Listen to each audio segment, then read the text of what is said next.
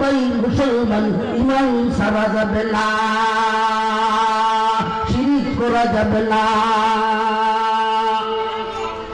সময় কম, দ্বিতীয়টা বলতেছি।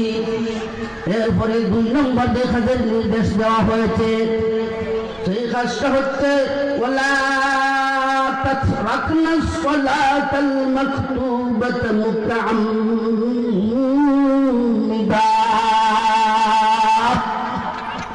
ও ভাই, আমরা নামাজ সারি কিনা? না, নামাজ সারিনি। আমরা নামাজ সারি, আমরা মুসলমান দাবি করি, আমরা মুসলমান। ভাই, নামাজ সারিয়ে মুসলমানিত্ব দাবি করা যায় না। নামাজ ছেড়ে আপনি মুসলমান হইতে পারবেন না। ভাই, ও যুবক ভাই, মনে মনে করতেছেন এখন নামাজ পড়বো না, নামাজ পড়বো আরো বয়স হোক না। ভাই, আপনি যখন হাত্তা বালাগান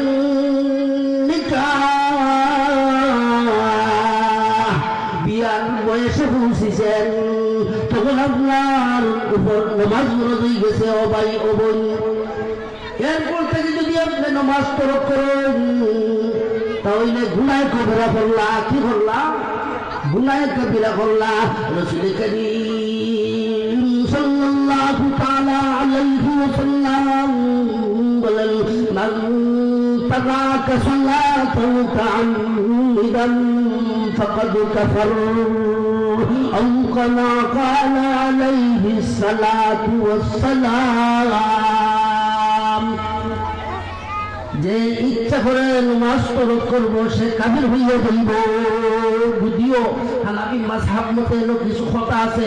ও ভাই, যতই কথা থাকুক না কেন, এই ফরজ বিধান তরক করা গুনাহে কবিরা।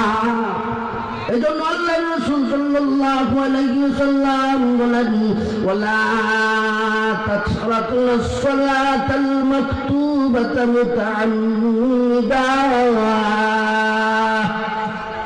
ومن تركها متعمدا برئت منه الذمة। আল্লাহ রাসূল সাল্লাল্লাহু আলাইহি ওয়াসাল্লাম বলেন, ইচ্ছা করে যদি কেউ নামাজ তরক করে, সে আল্লাহর জিম্মার বাইরে চলে যাবে। তার জিম্মায় আল্লাহ নাই। যার জিম্মায় আল্লাহ নাই, সে কত বড় মুসিবতের মধ্যে আছে আপনারা বিবেচনা করলেই বুঝতে পারবেন। ও ভাই, এই হাদিসের মধ্যে 9টা কাজের নির্দেশ দেওয়া হয়েছে। এর মধ্যে 2 নম্বর কাজ, তার নাম হচ্ছে সালাত। এই সালাতটা আমরা পড়বো, সালাতটা আমরা 4 বলে আমরা পড়বো, সালাতটা আমরা পড়বো।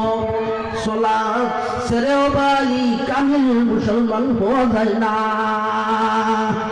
তার কিতাবগুলোর মধ্যে আছে, বাদাত তাওহীদ আনিস সালাহ,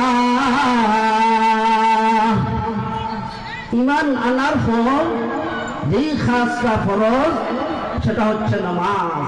এই নামাজ যদি আপনি তরক করেন, আপনার লাগি ভয়ঙ্কর শাস্তি অপেক্ষা করতেছে।